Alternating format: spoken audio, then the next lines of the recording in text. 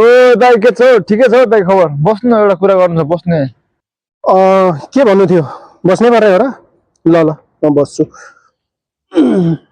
नरिसाउनु ल तपाईँलाई एउटा कुरा भन्छु ल के कुरा हो भन न किन रिसाउनु अस्तिदेखि तपाईँलाई म देखिरहेको छु त्यो च्यात्तेको कट्टु लाएर हिँडेको शरम लाग्दैन किन्नु पर्दैन फेर्नु पर्दैन तपाईँ त मान्छे चाहिँ हो रहेछ दाइ यार एउटा नयाँ किन्नु म यहाँ कट्टु फेर्न आएको होइन नि भाइ म यहाँ आफ्नो परिवारको भविष्य फेर्नलाई आएको हो भाइ मेरो कट्टु फाटेको मलाई त्यति वास्ता हुँदैन तर